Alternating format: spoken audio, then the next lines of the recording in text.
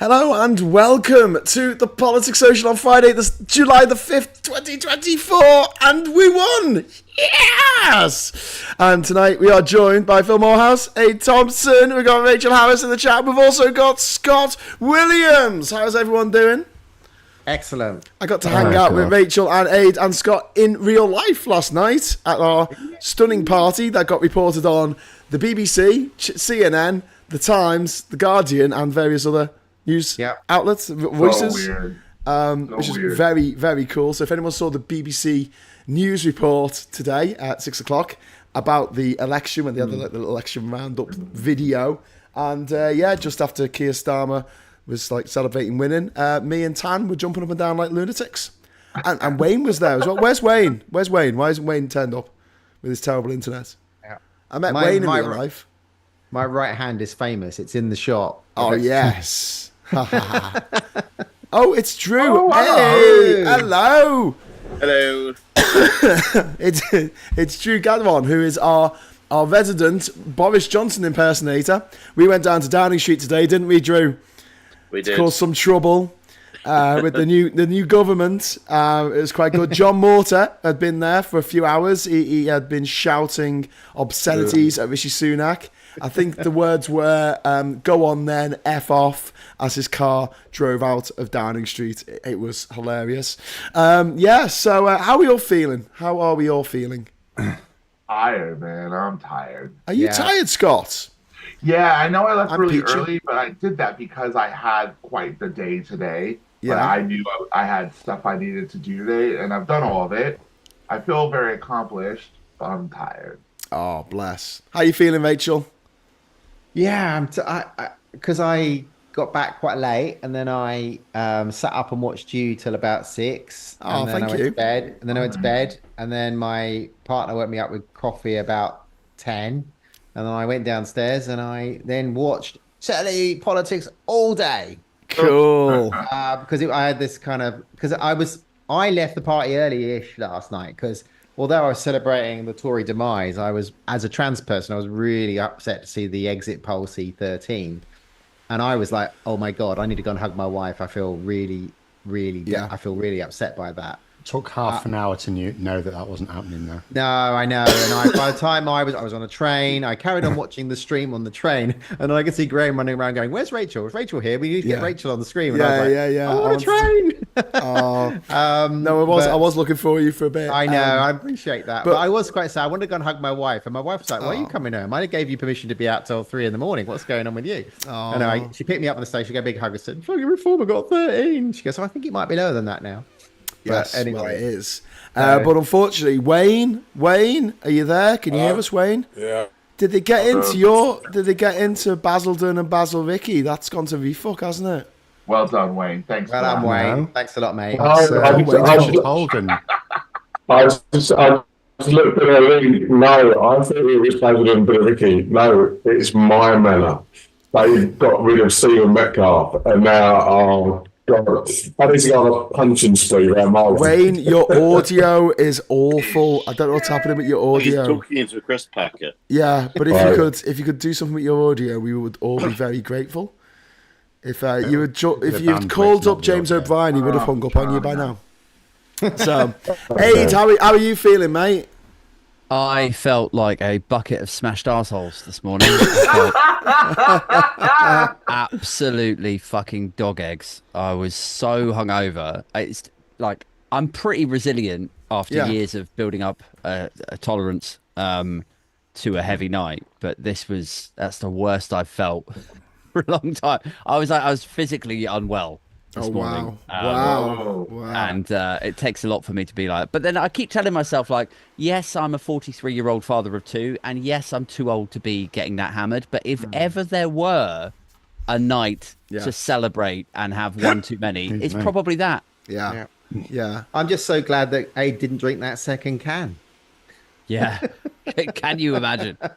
I think you fell at the first hurdle, because what you should have done is just stayed up all night, and then you wouldn't have hangover, because you'll still be drunk. Like that. Really? Yeah. All right, audio is fixed. Hey, thanks, Wayne. So, Wayne, what's this about you voting refuck into your constituency. Yeah, what's going on Well with that? done, bro. Oh, he's frozen. Yeah. Or maybe he's Wayne, pretending freeze if to- you voted refuck. Maybe Freeze he's if you voted pretending to freeze Oh. so that we The, stop the asking audio questions is about refuck. the audio is What fixed. He is happens? blinking. You get a Reform UK MP, and then all of a sudden the infrastructure just goes. That's it. Yeah. Yeah, They've ripped out the copper wiring already. absolutely. Amazing. Right, you're not put. No, Wayne. No, right. no, Now, Wayne. I showed. Hey, you I need think- to pay for your own internet, for God's sake, okay? Yeah. You need to stop picking back off of the neighbors, right? Get your own internet. They're taking it down the Wow. scrapyard. I mean, this is, Well, okay, we have a serious question that's come in the chat. Thank you very much, Puninator, for the super chat, friend. Question for Phil. Why have Labour switched Attorney General from Emily Thornbury to Richard Hermer? So I will just say I'm not happy that Emily Thornbury doesn't appear to be in the cabinet now. However, there's been 3 really interesting appointments, spectacular appointments. So Hermer is a top barrister and he's very independent. The role of Attorney General is not supposed to be political. It's supposed to advise the government on whether what they're doing is legal. So they're supposed to be the ones that say you can't do that shit. Right, so Suella Braidman so- was the Attorney General, wasn't Yeah, she? she was Yeah, the worst she was Attorney General rubbish, we've ever actually. had. Wow. Because she was brought in by Boris Johnson specifically to say that whatever he wanted to do was legal. This is the polar opposite of that. This is someone who I've seen top barristers that I follow fawning all over this appointment, saying this is so far removed from what we've been used to. Starmer's actually brought in an expert, an independent expert for that role. But I can go further. Patrick Vallance is science minister. He is one of the tops, the country's top scientists. And, Timpsons, who, for those who are out of the country, so they're like this small shop, they do like dry cleaning, key cut and stuff like that. But very famously, the guy who owns it hires people who are like former convicts. Cobblers. And so he knows about the prison system. He knows about reform and stuff like that. He's been made the prison minister. Hey. So basically what Starmer's done straight away is appointed 3 people who know their... I mean, obviously they've had to do it through the House of Lords. They're not MPs. But he's appointed 3 experts into sort of role straight away. Wow. That's And interesting. it's not though, like usually when you like make someone a lord to like put them in cabinet somewhere, it's like your mate, because they like in Zach Goldsmith, when Boris Johnson did Zach Goldsmith because he kept losing elections. Yeah. His mate. So he wanted him in cabinet, so he just put him in the Lords. This is like no mate, it's like one of the top scientists as science minister, someone who understands. And that also shows you that Labour are planning major reform to the prison system around like rehabilitation, specifically, if they're getting this guy to do it. And they've got an attorney general who isn't interested in the party politics. He will just say, you cannot do that shit. This war is illegal. What do you reckon's happened to Emily Thornbury then? Because I don't know, in all honesty. I've got a lot of time for Emily Thornbury. I think the cabinet must be picked now. Yeah. And there was another one. I know that Lisa Nandy is now the culture secretary because Debonair lost a seat. Jonathan Ashworth lost his seat as well, but he was the paymaster general. I assume that's been, I haven't actually looked. I didn't see. So I suppose she could have been moved to that, but I haven't seen her appointed to anything. So let me have a look. I hope she is given something, because so I know do I. But I sound like a massive hypocrite here now after the Boris Johnson years, where I was like, can we just go back to sort of sensible politics? But if I might just park that for a moment and just express how, of all of the Labour shadow cabinet as they were, I personally found her the most entertaining and charismatic and funny. So it's like there's the comedy part of me that's like, oh, don't lose her, put her somewhere, So I mean, she's not. I'm looking down the cabinet list now. They have actually updated the website pretty quickly. That's impressive.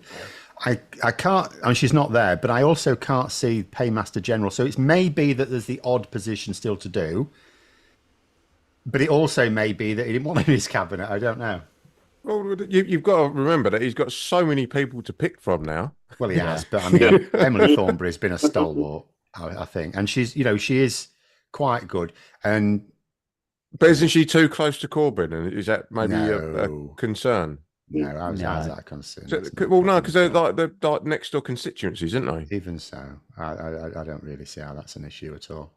Emily Thornbury is a good Labour MP. She'll go out. She's gone out for Corbyn and had to defend a ridiculous position. She's gone out for Starmer and had to defend a ridiculous position.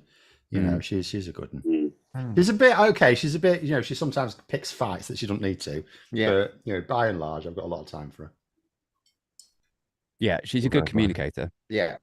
She's been a great voice for trans rights. Yeah. I was going to say we've had something beyond the super chat, beyond the mega chat. We've had a hyper chat come in. So is that a thing? I've just made it up. It's now a thing. I'm just going to do jazz hands for that. Yeah. You got to do jazz hands for the hyper chat from Ivan Ambrose. Thank you very much, Ivan, for that. Saying yay, Graham. Firstly, I apologise for not being able to get to London. No problem at all, mate, at all. I'm here this evening, though, on Cloud 9 and absolutely over the moon. Haven't felt this at peace for 14 years. Tory monsters have been told in the strongest possible way. I mean, they were rejected by constituencies after constituencies. Well, it was just think about where they're not. They're not in Wales. They're not in Cornwall. Single one in Wales. Yeah, there's hardly any in the north, in the northeast. I mean, what have we got? We've got anything really in the northeast, have we? No. There isn't anything. I can't see anything unless there's some pokey little place. You've got Rishi Sunak in Richmond and North. That's that's sort of North Yorkshire. So I mean, there is quite a bit of blue round me. So I've got to say, like the east. and North Yorkshire area, there's still a lot of blue there. It's all Phil, where are the other three refuck? So you've got Boston and Skegness, which is Lincolnshire. That's Richard Tice. You've got Ashfield. He's stuck in the middle of a big Red Sea with Lee Anderson. You've obviously got, and then you've got Great Yarmouth is the other one. Then you've got your two Essex ones, haven't you? Oh, that says it all. That just says it all. Oh, do you know what? I popped to the pub earlier on the way back from work, and again doing that thing of nodding and smiling. Wayne, don't fight because you're going to end up in a tear up. And the things that people were saying around, I was just like, oh god, like middle-aged white men saying, oh well, we've got to do this, we've got to do that, and I'm just sitting there going, okay, oh you can't say anything anymore. Comedy used to be comedy. You used to have Love Thy Neighbour. I'm sitting there going, okay. Oh my God. Did you realise Love Thy Neighbour took the piss out the racist? Yeah. They get that? Yes. That's the thing. Like I'm saying to them, like characters like Alf Garnett were played by very liberal, progressive actors that were taking the piss out of people like you. Yeah. Whenever I hear this stuff, I always think back to an interview with Al Murray. The pub landlord, where he said when he was first starting out testing that character on the circuit, it was really awkward for him because he would have people come up to him afterwards and say stuff like, like we should go back to that, and you can't say anything anymore. Yeah, and he's actually quite he comes off as quite brash, right, in character, but as a person off character, he's really surprisingly gentle. And he was like, it's really awkward to have to deal with racism, generally, but then also to have somebody warm to you, thinking that that's the thing that you have in common. Yeah, you're one of us. Yeah, no. It has, in my many years of impersonating Boris Johnson, it has bugged me much less the people who might mistake me for him or just for whatever reason get crazy at me out of hate for Boris. The thing that grates on me more always is Tory sycophants. Mm-hmm. Right. Yeah. Bootlickers. Today in the barbershop, one person's haircut and another one that was another customer. Both young lads were quite proud to say they voted for reform. Yeah. And one of them was like a 20-year-old. Yeah. And, you know, and I very calmly, you know, he goes, Nigel, you know, I can understand Nigel. Nigel's, you know, Farage is like you know, I can understand that person. And I said, well, it's funny because he doesn't understand you. Yeah. And I had to say very calmly, because you can't go, you're an idiot, you've been fooled. But the connection with the incel movement now and Andrew Tate and reform is quite. This kid's not incel. This kid's a good-looking dude who goes out and plays football. And were you grooming? Were you grooming again, Scott? He went to the barber and asked you to shave a swastika to his head.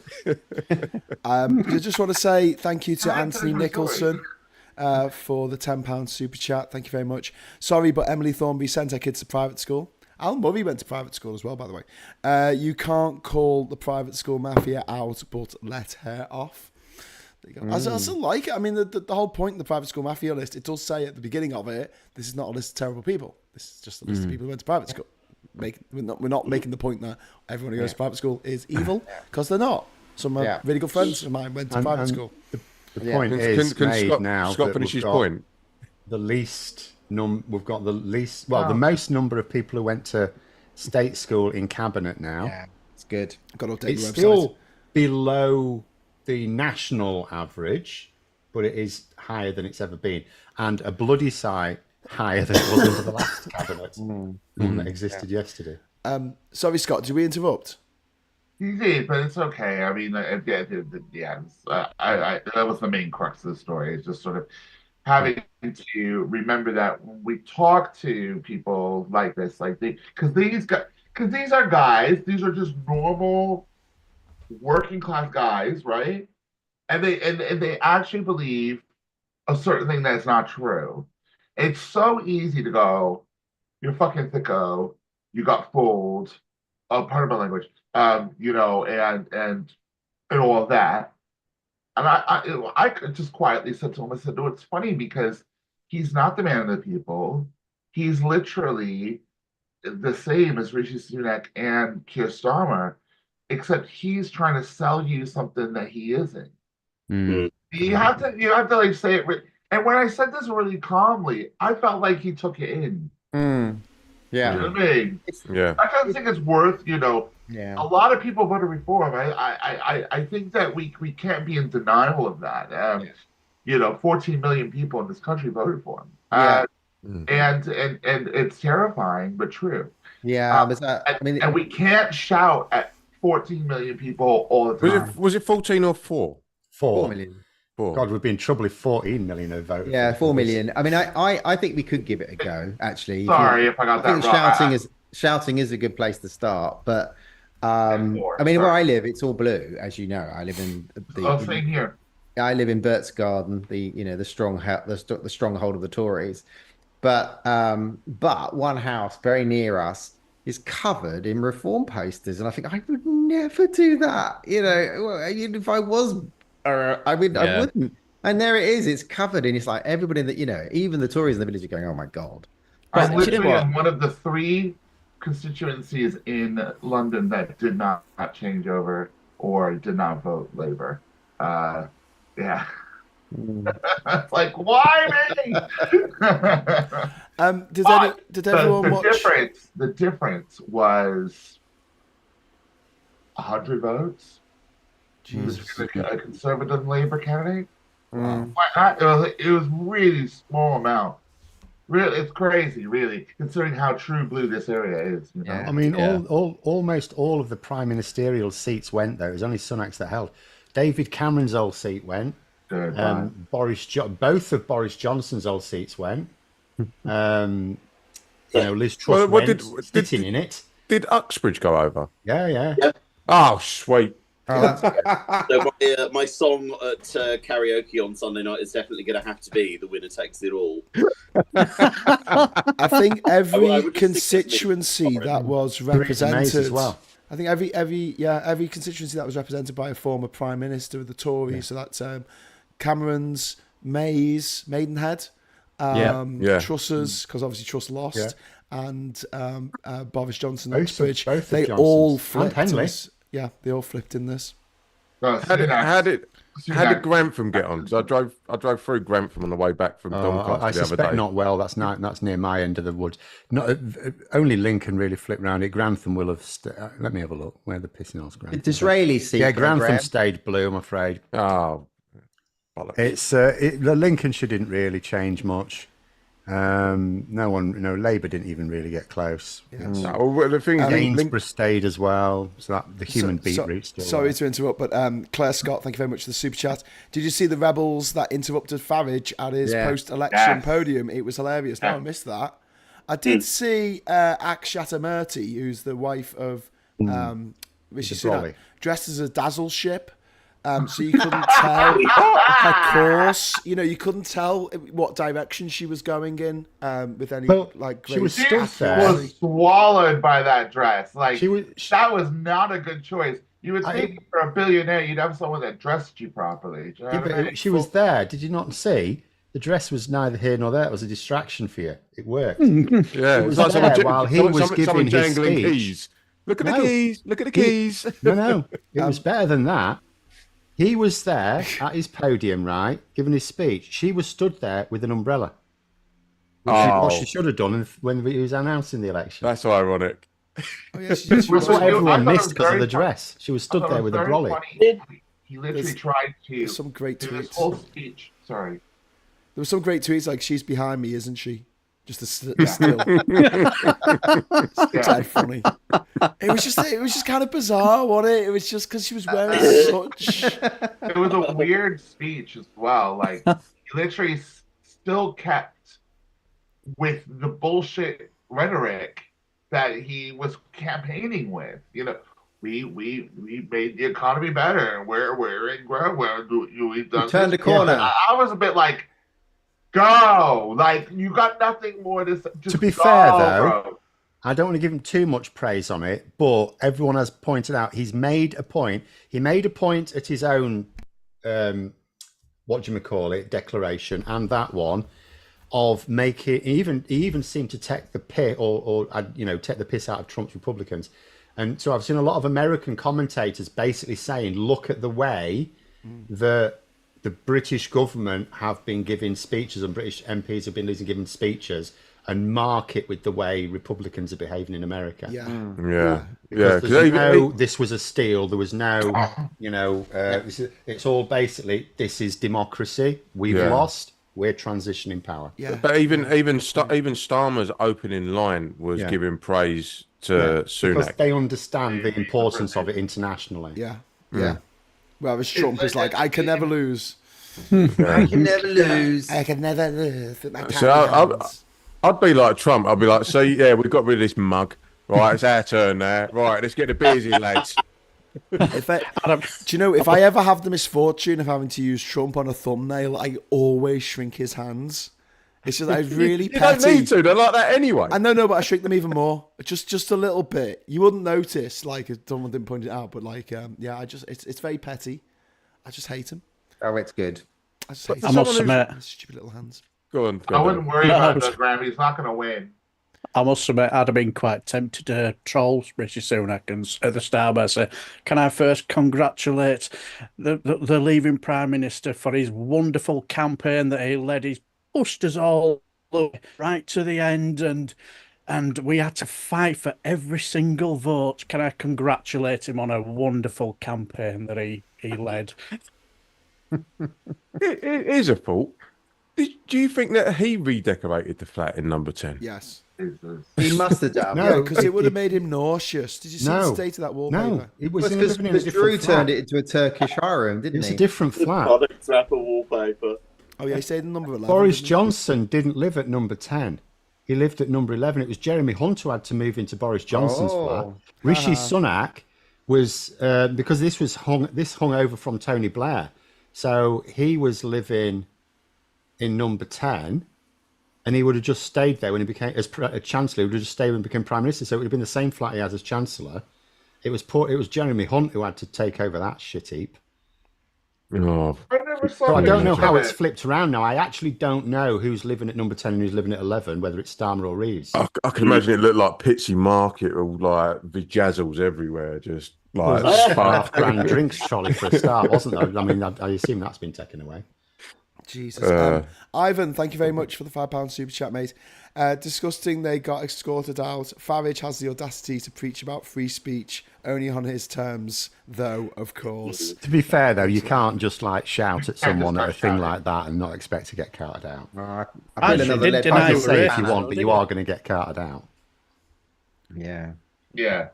And you know, they didn't deny happened to racist, Jess though, did Phillips. She got heckled as well, you know, by some people, and she had to get rid of them. You know what I mean?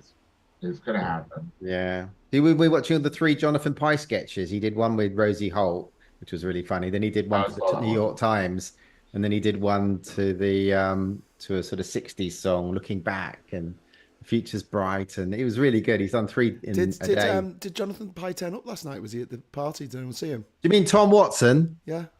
Tom Watson. I didn't see him. when did Borders turn up? Because I saw your picture earlier, and I was like, She came to our Airbnb, so she finished on Channel 4, then she was on LBC.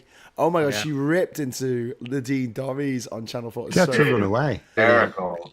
And then she came to the Airbnb. I don't know if people were watching it last night, but it was about 5-6 o'clock in the morning or something, and I was streaming, and you can see me like look.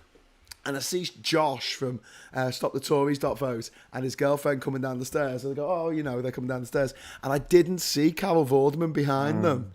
And she just came right up to the camera. She's like, hello, Graham. I was like, oh my God. It was like the absolute pinnacle of the night. It was brilliant. I was absolutely made up yesterday.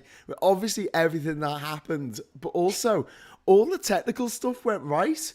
Like when I wanted to take my camera into the gig and everything, so everyone could see what was happening, it worked. And then I got back to the Airbnb, I got set up in record time and started the stream again. It worked. I didn't forget a cable. I didn't forget to put a file on my bloody hard drive. That meant that I couldn't put any animations up or whatever.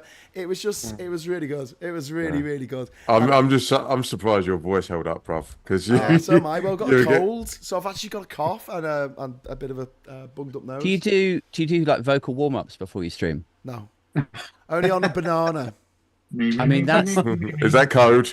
That's where you're going wrong, Graham. You need to like a bit of salt water, gargle, feminist empowerment mantras, and then you go live. Okay. How dare you, Graham? Honey and lemon. How dare you get my hopes up? There you go. See, Wayne knows. Yeah. Well, I was in a vocal harmony band, so. Oh, there you go. I was hoping to meet Marina Perkis and Jenna Forte, and when I left to rush home to hug my wife, as I rushed out of the club, I opened the door and let Marina Perkis in. I saw her. I saw her for like all of like she was 10 seconds. She was like in and out. She's very small. She's really. Mate, they both are. They both. really, Every time I really see both of them, I'm like, you're tiny. Like I'm tiny, but you're tiny. I didn't see Marina because she wasn't there for very long. She wasn't feeling well. She was feeling really under the weather. So the fact that she actually turned up at all was remarkable. Yeah. But, I had a decent conversation with her. Yeah. Well, Gemma came on. Gemma came on the stream. Hang on, wait. Mitch Ben came on the stream. That was amazing. I didn't know Mitch Ben was going to be there. And You had Wayne had a decent conversation. Look. Aid again using his defensive distance because he knows. I put a clip. I come about a week ago. I found Mitch Ben on a stream, and I went, "This guy's fucking brilliant." Yeah. And I put it in the politics chat, and I said, "This guy's great." And he's singing the "Fuck the Tory" song or something. Yeah. He didn't say, "Oh, I know him." Oh yeah, no. He went to my school in Liverpool, but he was there before I was there. I think he actually left the year before I started in 1990. Yeah. His conversation was really good. I really enjoyed it. He's a secret Scouser. Yeah. Like, who's the woman who used to do The Weakest Link? You had The Weakest Link. Goodbye. And Robinson. Robinson. She's a secret Scouser.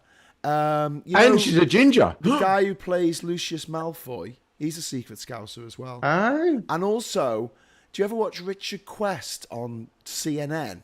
He's a really gangly guy who's like, I'm Richard Quest on CNN. He's a Scouser as well. Oh. Yeah, isn't what's her face? Guy. Oh, Nadine Dorries. Nadine Nadine Dorries and Esther McVeigh and Gillian Keegan. We don't want to. I mean, Jesus, take them, take those liver birds. So- Don't want So, them. Graham, what do you think about? There's a big article in the Liverpool Echo about Liverpool's gone reform. What do you think about that? Really? I didn't vote reform, did it? It I voted know, for I know, Labour but there was like overwhelmingly. maybe they didn't get any seats, but there was like it's like taking Liverpool by. It was in the Liverpool Echo. I think like the people knew that Labour were going to win in all 5 seats in Liverpool because they always do. So Yeah, a protest vote against Labour, perhaps, but It's the don't Tory forget, vote. Liverpool voted to remain. yeah, And Riverside, the constituency of Riverside, that had the highest one of the highest percentages to remain in the country. So it's not particularly great breeding ground for refuck. I think a faded seaside town is their sort of place, somewhere that's really down at heel. That people are desperate. And they can turn up with the easy solutions to complex problems, and they're not going to do anything. Like Nigel Farage is not going to be in Clacton. He might do a Zoom. Not at all. He might do Not a at all. Zoom meeting with his constituents if they're lucky on won't. a Friday. He can't. Which He they will can't be pay to arsed. come He won't to. do anything Yeah. for them. Well, Graham, I've spoken to you privately about this as to why he went for Clacton, and it's purely because it's the place in Essex that's the least affected by immigration, but most skeptical of immigration. It's run down. It's not had any money injected into it. It used to be like Margate, Ramsgate, all these places where people used to go on holiday. Yeah. And now all the hotels are basically where Asylum they'll put seekers. not only asylum seekers, but people that are temporary housing, all that kind of thing. So everyone has been, and they did that big poverty porn show about Jaywick again, where they ship people out to these used to be like holiday chalets, and now they're just social housing. But it's an absolute shit show of a place, and everyone's like, oh, it's because of all the immigrants. Like most of the people that live there have come out of like places like Dagenham, Plaistow, Canning. They're like, oh yeah, it's not the same as it used to be when I was younger. So they go to somewhere where they sort of like create this this kind of white enclave where it's all like, and all they do is talk about how things used to be. And he rocks up and says, right, we're going to take it all back. Farage is the Simpsons monorail, isn't he? Every time. Yes. He's that good, Monorail. Monorail. He might as well be doing his little song with his cane and his little hat, giving it all that caper. You know? I just want to jump in and say thank you very much to Jacob Ferrin for the super chat. Shame Jonathan Ashworth lost. He was decent, to be honest. Yeah, I spoke to Jonathan Ashworth at the last Labour conference. He's a really nice guy, and he didn't deserve to lose. And Catherine is in the chat. Hi, Kat. How you doing? Saying hi, Politics Socialers. Still missing you, Gray, because obviously I'm in London away tonight. So hi, Kat. Miss you too. Yeah, she got a bed to herself. She's probably having a cigar. Glass of whiskey. Glass of whiskey and a cigar. Just chilling out. Helen Wilkes, thank you very much for the £2 super chat. If Farage had surgery, he'll change his constituents. It's true. Puninator, thank you very much for the £5 super chat. Question for the panel: who do you think will be the next Tory leader now? My money's on Kemi, but she'll be in IDS and Jenrick will take over before next GE. Right now, I can say this because I'm allowed to. I've got the license. She is one of these people that is using her race as a shield to be as horrible as she can about other brown people. There it is. I said it. People. Yeah. And trans people. She's yeah. a hobby. Badman. Do you think it'll be Badman? Yeah. Yeah. I think it'll be Braverman. Yeah, but hang on. No, she's the same. She's the same. It's going to be a re-election. I mean, they're going to. Doesn't it depend on like if they've got any sense, which I know is a big if, right? I'll be sensible now. They don't have to. Don't be Braverman. If they contract in like political consultants and they look at the stats and the polling, They won't. they will conclude that. can't. Maybe Phil can correct me. Yeah, I will correct you immediately. They couldn't even afford a Facebook ad yesterday. They can't. This happened in 1997. They actually said one of their problems was they couldn't afford to hire these consultants. Right. The donations dry. The Tories they don't get a lot of donations from like ordinary backers like Labour. You know, I've been pumping money into Labour through this campaign. Other people will just do the same because we just wanted them to win. The Tories only get so many of those donations. Most of the donations is an investment. And as soon as they can see they're not going to get a return on that investment, those donations dry up. There were multiple days during the campaign, even in the last week, where they just put no ads out. They couldn't afford to run ads. So they can't get the consultants. But even then, the thing with Braverman is, like, what will happen is it'll get whittled down to 2, and that goes to the members. I can absolutely believe if Braverman is on that list, the members will vote for it, because they can always be relied upon to vote for the craziest option until, just like in Labour, until they're sick of losing. But at the moment, they think they can come straight back. But Braverman doesn't have enough support, because now where you are, now that they didn't get put into 3rd place, now that they've got this 120, roughly, whatever it is, 121, there's actually a reasonable balance between the nutters and the non-nutters. So there'll be one nutter candidate and one non-nutter candidate. And Badenoch probably is going to be the pick for the nutters. It could even be Priti Patel. Braverman's actually pissed off her own faction. She's really, you know, she's not the darling of the far right. That lost their seat mind as well. Yeah, but the way it's panned out is you've actually got a nice balance now between what you call the One Nation Tories and the far right.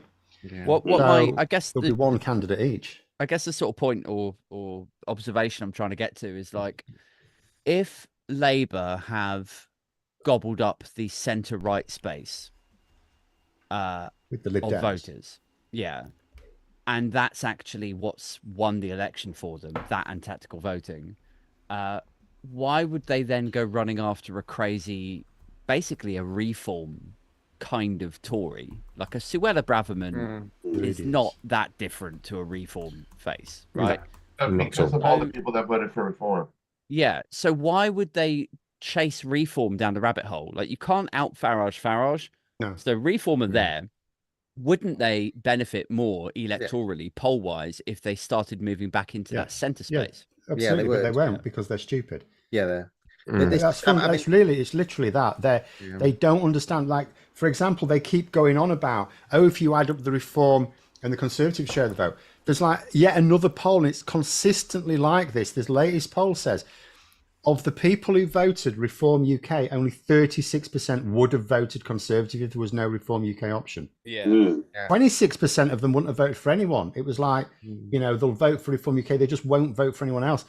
So this concept of combining this vote just doesn't exist. And the problem is, it's not just that you can't win like almost 2/3 of that Reform vote.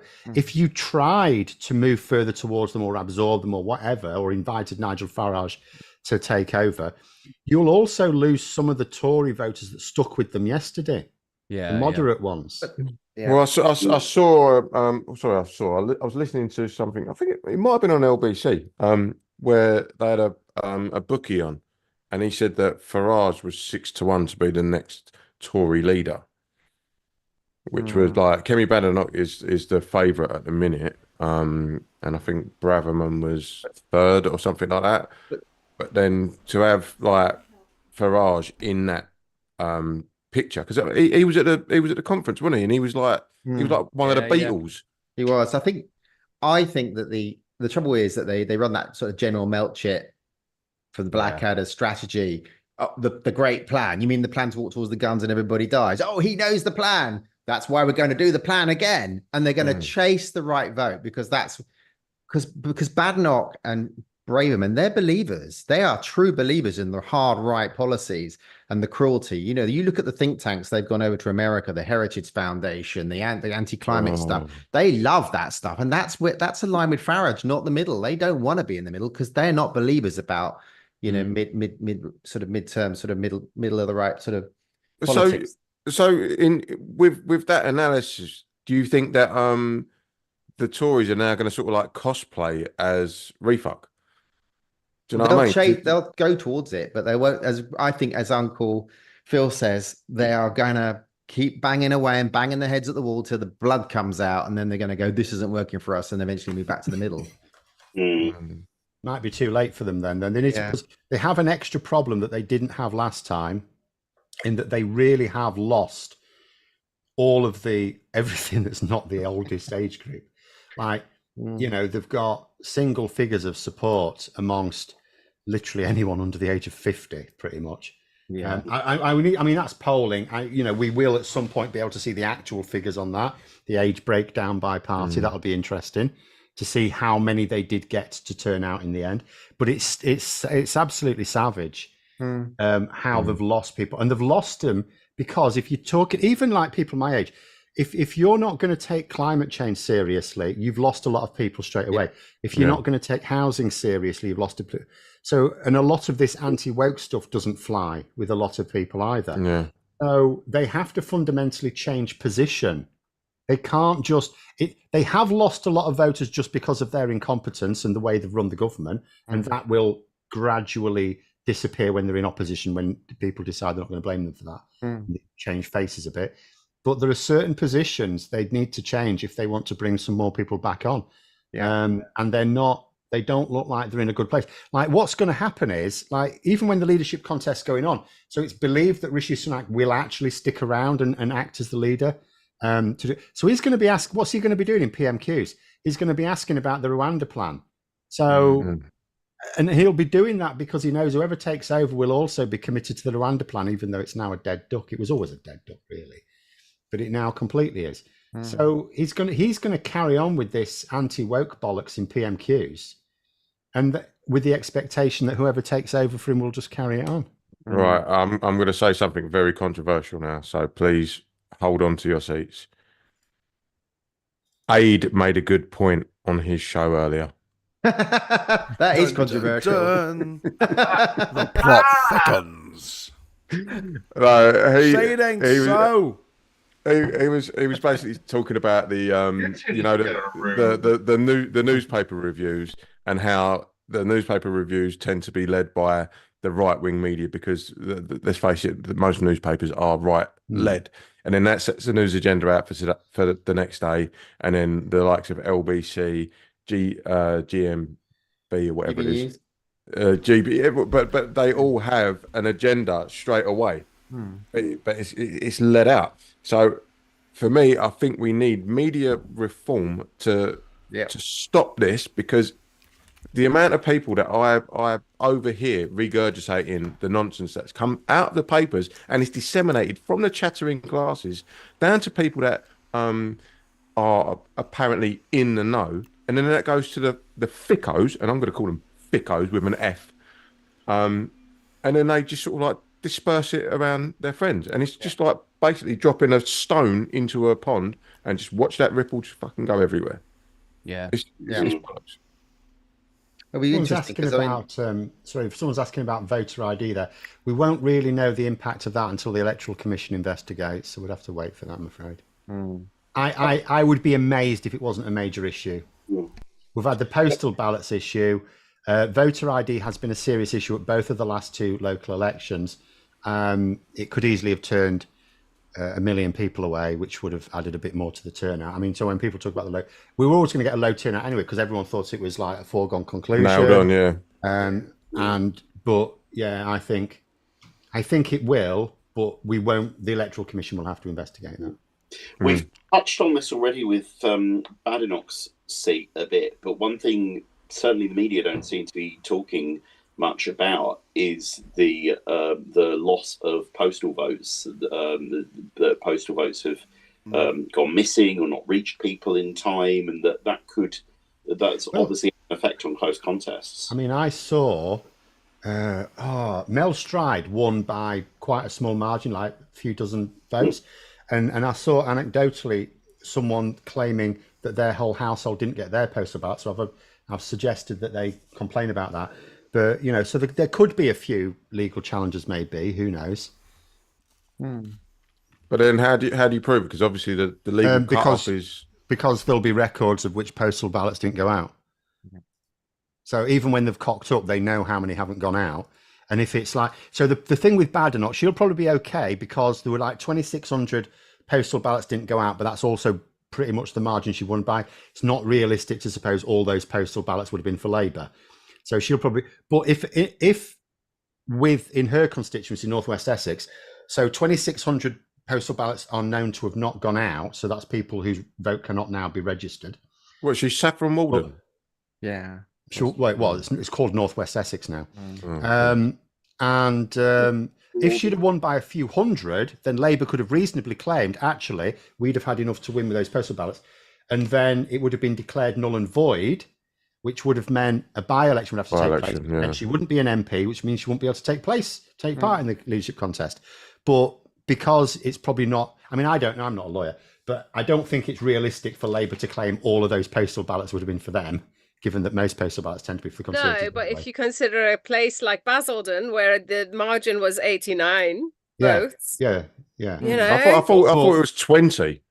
I read 89 on the BBC. No, Richard Holden, that was the Ballaricki one, wasn't it? That was 20. Richard Holden won. Hold up. So both Basildon seats have gone to refuck. No, that's one's Conservative. Oh, I was going to say I'm going to have to kick off.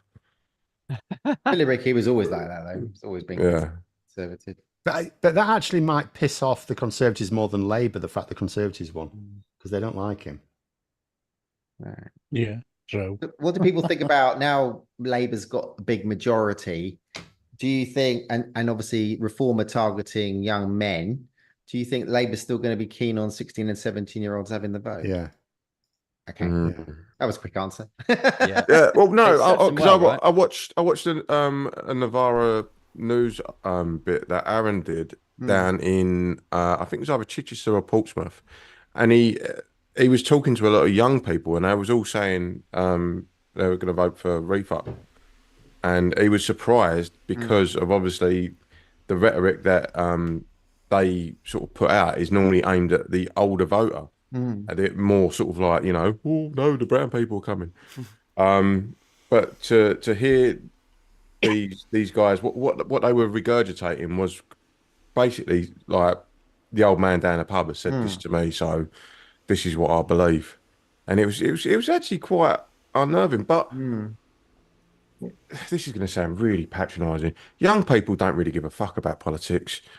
All they really care about is what's going on TikTok, what's the latest trend, what's going on in Love Island. I know that's a massive generalisation. I think they do care about politics. What I would say is there's probably more young people care about what you might call niche politics. Yeah. And I did the same. You'd often latch onto a particular thing.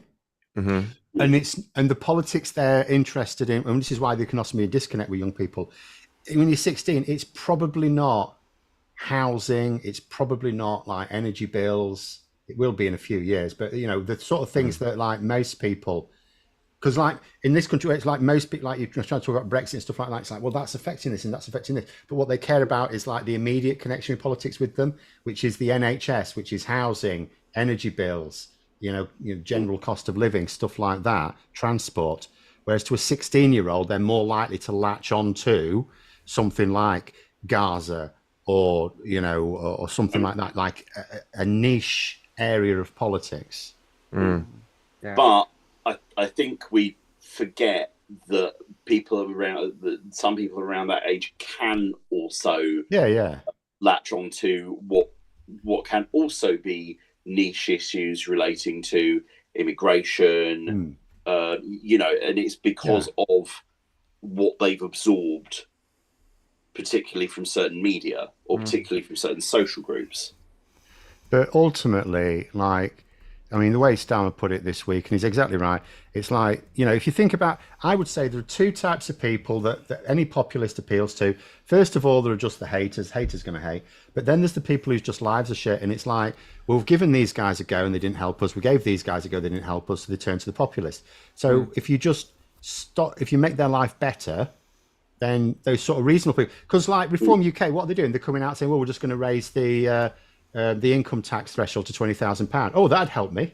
I mean, they're not going to do it, but they'll just easy answers. They can't do it. Things like that. No, of course not. But they'll tell people they can, and that to people who are struggling and thinking, well, I can't afford to eat or hit, something like that sounds like that'd be brilliant. So they latch onto that. So if you don't have people struggling to get decent housing, no one can tell you that immigrants are stopping you getting decent housing. It's like, well, my house is fine. If you can afford a decent standard of living, no one can tell you that immigrants are stopping you have a decent job. Well, I've got a decent job. No one can tell you that you can't get a GP appointment because of immigrants if you can ring up and get a GP appointment. Yeah. This is why, obviously, Labour have to prioritise raising living standards. Yes. Yeah. And they know that. They've said that. Jump in because I got the feeling that aid's going to disappear in a moment, as you always does. Yeah, it's the witching hour At the 10 o'clock hour. How are you feeling, Aid? Are you still with us? Am I still with you? Yeah. I'm always with you, emotionally, politically, socially. For fuck's sake! Excellent. Yeah, So, Aid, I want to ask you. So, what was your highlight and what was your low light of yesterday of the election? Highlight, obviously, when the results came in, that was like I could see the photographer that ended up taking this stuff for Reuters and Guardian. I could see her. I think it was a lady on the stage. I just saw like a big lens. I was like, this is going to go in the press then. And then when when you elbowed me out of the way and said, he did. He was like, me. This is my moment. Everyone else he did a Trump out of the way. I'm in this picture. Gotta make a star here. So that was fun. Highlight was that, and then low light probably when Patsy Stevenson found me basically falling asleep in the bar. She tapped me on the shoulder. She was like, "Are you all right?" I was like, "I'm really fucking tired, Patsy." And she was like, I'll take you out here." Like she took me out to the green room, and I had a little rest. Wait for my cab. That was probably my low light. Is that even a phrase? She's lovely. That would have been my highlight. Yeah, she got mumsy on you. Yeah, she was nice. And that sounds like a cracking night out for me. Yeah. We've got John's entered the chat. All right, John, how you doing, mate? John has appeared. I can't believe everyone's still awake. I thought everyone would go to bed at like 8 o'clock tonight. We've got a super chat coming from Michael Warner saying, "Graham, this is your longest silence. Love you." Yeah. Cheers. It was actually. Yeah. That's why I'm asking all the questions. Yeah, that's fine. If there's no super chat to interrupt and everyone's having an interesting conversation, I'll just leave it to it. So yeah, Aid, like, what are you looking forward to now? Like, with the Labour are in. Are you looking forward to the Tories ripping themselves apart? Are you looking forward to Labour fixing the country, or what? I'm looking forward to. I think the Tories will follow Reform down the right-wing plug hole, and that'll be glorious because I don't think people will generally fall for it, and I think that's probably significantly less likely that we will fall for it if Labour continue towards press regulation. Yep. So I'd like to see press reg. I'd like to see at least a conversation leading towards proportional representation. I'd like to look at socialising childcare to some extent.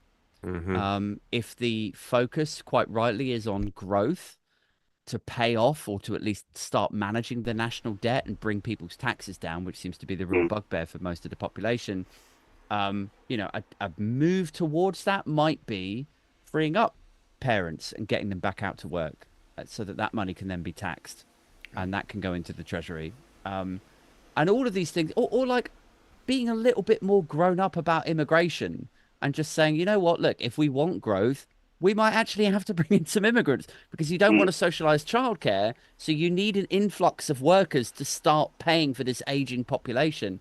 If you don't want to socialise childcare, we need immigrants. If you don't want immigrants, we need to rejoin the single market. Like all of these policies need to be openly discussed. The other path there, the path that Refuck want, is just a downward spiral. Yeah. Yeah. All of their solutions are the complete opposite of a solution. It's like, we want to shut the situation worse. Okay, well, there's nothing deliverable there because they can promise the blue out of the sky. They don't have to ever deliver anything. Yeah. That's what tripped the Tories up, wasn't it? They promised a bunch of shit and they couldn't deliver. I know they said Brexit was going to be amazing. It was going to be a new start for Britain. We were going to have these amazing trade deals around the world. But it's the same as Trump. It's the Biff timeline in Back to the Future. That's what they offer. Yeah. But why do people want that? Like, why do people want a society in which because they're desperate, man. Like they're desperate. They're angry. They see, like, let's say they live in a seaside town. They've seen it go from a place of aspiration. Like, wouldn't it be nice if we lived in Margate? Wouldn't it be lovely if we could just come down here 2 or 3 times a year? They've seen it go from that place of aspiration to being a decrepit, unloved, unnurtured hell pit, basically. And they want answers. And then somebody steps forward in a ill-fitting 3-piece monorail. Yeah, like, it's the guys in the boat. Look, it's that guy's fault. Yeah. And that's an easy sell to people who are not that politically engaged, who don't deal with the substance. Is like, I pick up a paper, it's got big black and white letters, it says they're invading and they cost me this amount of money. And I just think, like that's the transaction that's taking place there, is like that's saying it like it is, isn't it? Yeah. Except it isn't. Yeah, sorry, Cozy, was you just mugging me off there? Just you, all the best. Guys, I gotta run. Southerners sound the same. Do I get Aid, mate, it's been emotional. Thank you so much. It's great Love you seeing all. you yesterday. All right, go get back in your coffin. Night, Aid. I can't believe you're still awake. I mean, I salute you all. I slept last night, unlike you lot. I'm broken. But yeah, I'm gonna go to bed now. I'll see you all soon. All right. Enjoy your sleep. Night. No, I'm gonna head off too.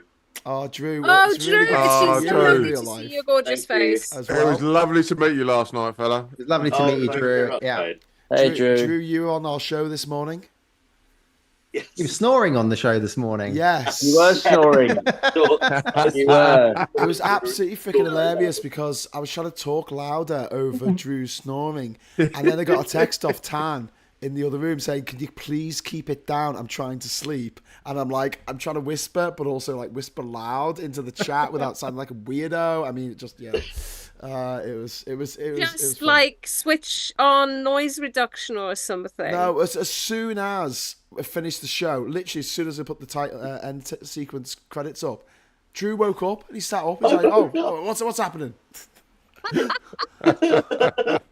Well played, sir. Well played. Drew, before you go, we've had a question in the chat, like about the Boris Johnson impersonation. How's that going at the moment? Like, do people still want you to do stuff? I mean, gigs have been sporadic. That's always been the case since he stepped down as Prime Minister. I thought I knew it was bound to be less frequent since just over a year ago when he steps down as an MP. But I mean, the surprising boon for me this year was May. I got my agent got me hired to appear in to appear in an ad for a Spanish bank, Bank Inter.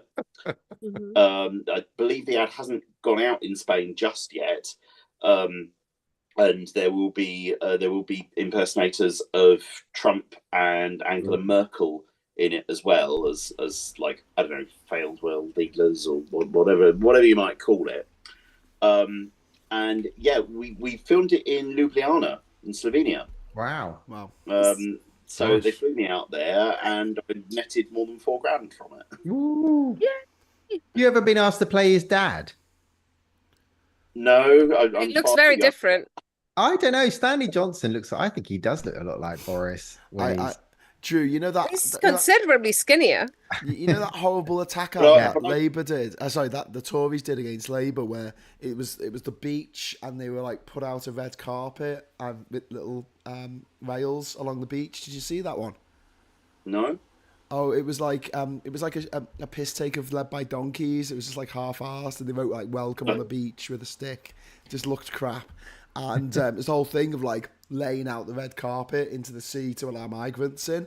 But I was, if we had the time and the money, I would have loved to get you to like come out of the sea, like in an ill-fitting wetsuit covered in seaweed, and then like walk up and, be handed a champagne glass by your butler or something and go, "I'm back." And it's like, Graham, you're giving your treatment away online for free. Well, we didn't get a chance to do it before the election. And to be honest, play Elgar over the top. Do you know what, Drew? I think, Fo Bojo, the Pride Minister. I mean, you can create a character based on the impersonation that you used to do, but it can run away with itself. It can become a new character in its own right that, gains a life of its own, while Boris himself disappears into oblivion, hopefully. Or you could do what happened today, where someone actually thought that you were Boris Johnson and fleece them for all the money they've got. Say, yeah, I'll give a talk. Go webble on about Peppa Pig Land. And, after dinner speech, and pocket £1 million. Peppa Pig World. Yes, Peppa Pig World. I've got an idea. £1 million. Do you remember Jesse's diets on the Fast Show? You could do like Boris does DIY, and you just do like really shit. This is how to hang a shelf. Okay, folks. I've hit a water pipe. You guys, and I would be visited. Yeah, so Drew, don't worry about it. There's plenty more opportunities. Yeah. Guys, I'm gonna tuck out too. I'm not feeling too good right now. Oh no. Oh no, Scott. Yeah, sorry about this. Right. Take care of yourself. Feel better, Scott. I've got a bit of an upset stomach. Okay. So, Oh no. Bradford and Bingley. All right, Scott.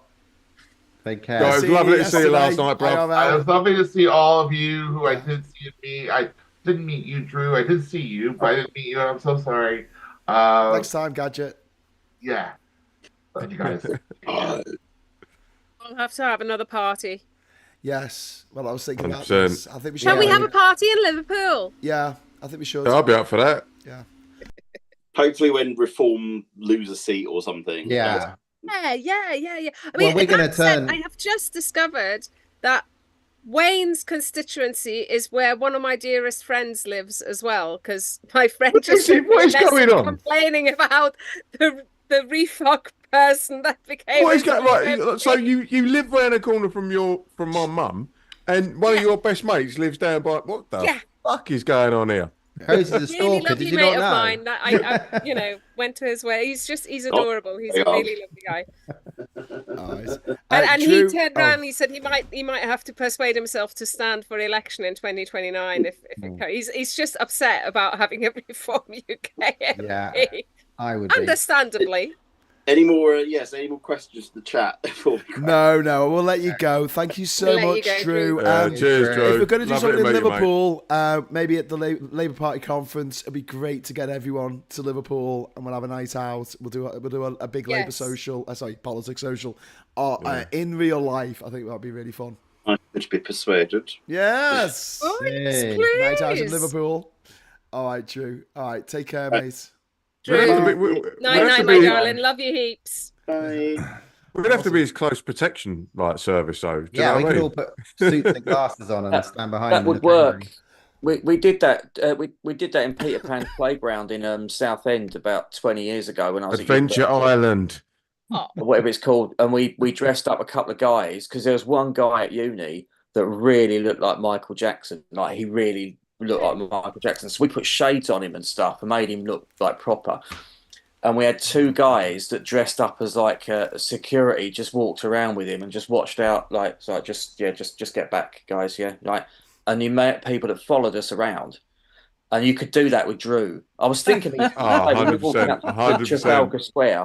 we walked up to Trafalgar Square, where we were going on Embankment, outside Downing Street, I just thought I could just be his security here. I could look like I'm security. Go, just get back, mate. Yeah, John. And it just go because crowds gather crowds. Yeah, and it always works when you do that. Yeah, it's like in school when there's a slight little dust up, and all of a sudden, fight! Everyone's there.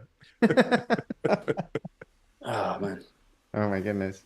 So who was the you only allowed one, but who was the highlight loser yesterday? Who was the best? Many to choose from. We only had one. Who is the one that you were banking on? Laura Kunzberg. Great shout. To me, it was Truss. Yeah, and we were still up for it, and it was just the most surreal thing. I was watching Truss lose, and just sitting next to me was Carol Vorderman, and just standing up was Drew, who's just gone, So I had in my vision, I had Liz Truss, a fake Boris Johnson, and Carol Vorderman all watching the telly with me. I just thought, So real. That's a surreal moment.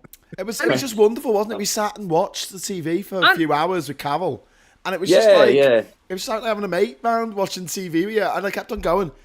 It's Carol Vorderman. It's Carol Vorderman. Were you there when she did? Me, her, and Josh. We were doing some maths. Yeah, right? she was just like, Fuck, I'm doing maths with Carol Vorderman. Yeah. And we were just working out the percentages. She was looking at the data, wasn't she, from the stopthetories.vote website? Because you could see how many people typed in their postcode in a particular constituency. And if 6,000 people in one constituency typed in their postcode, different postcodes, then that has surely had an effect on the result.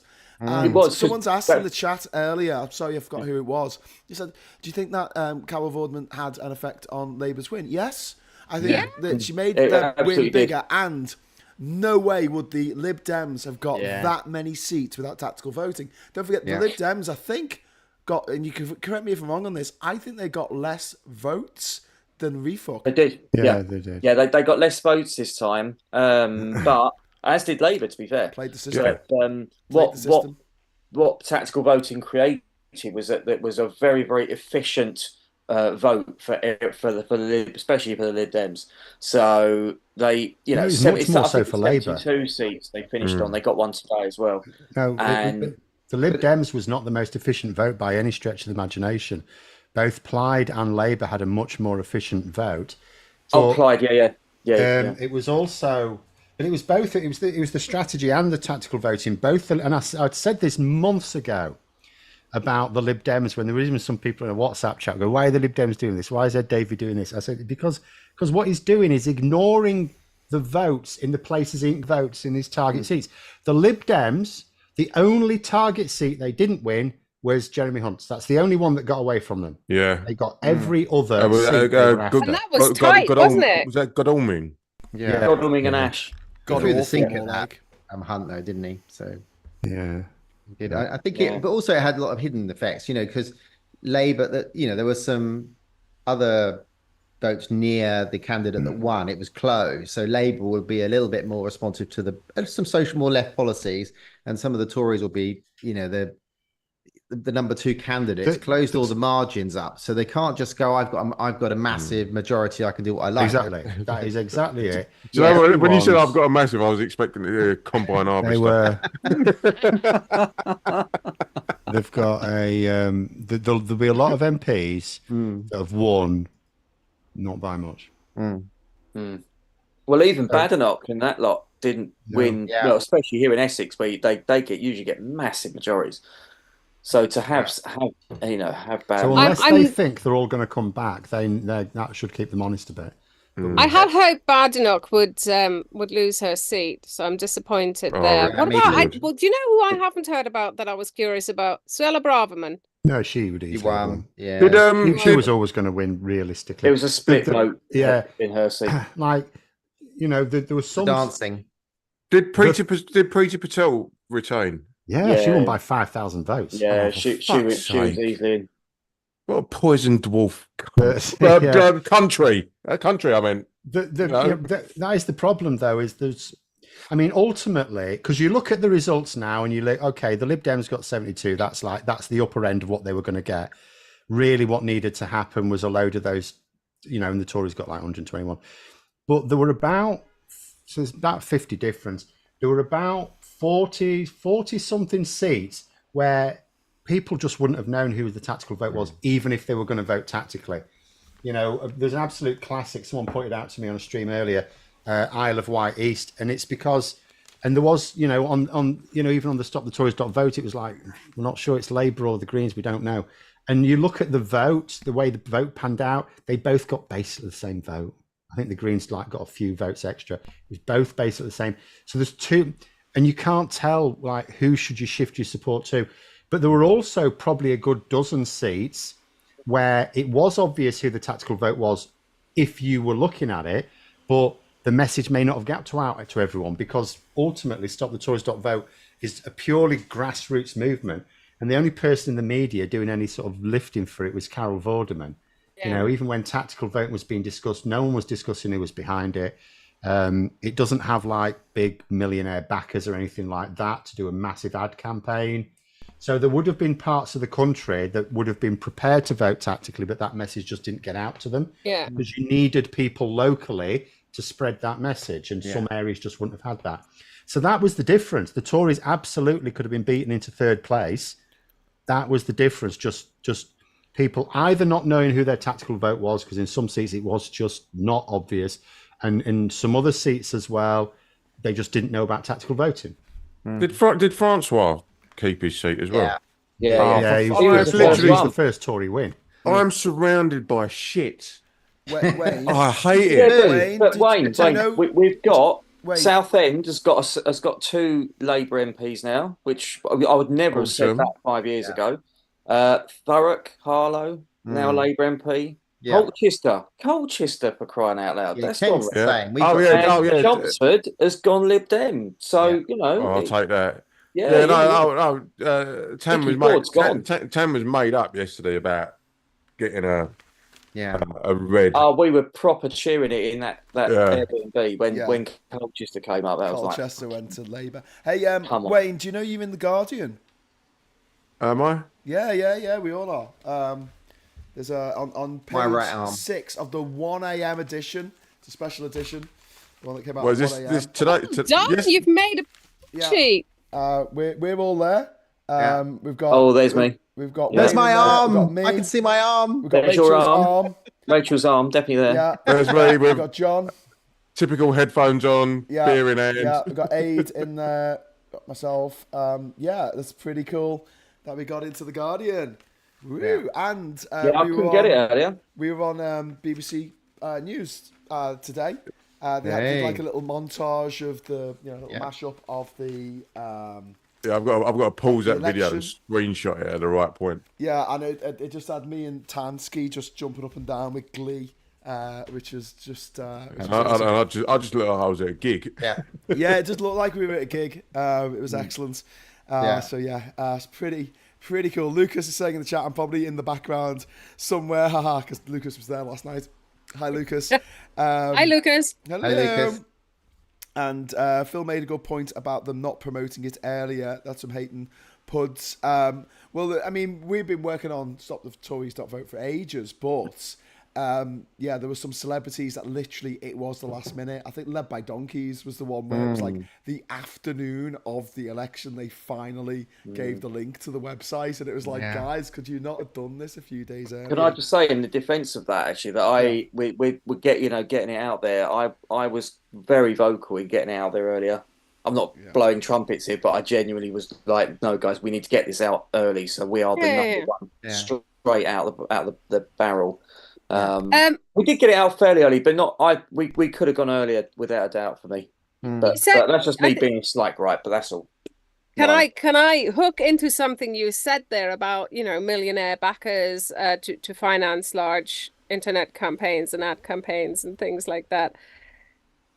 I think that is what's making it a difference nowadays. I think that's why Refuck have done as well as they have. They have access to a lot of money, and they are spending it. Yep.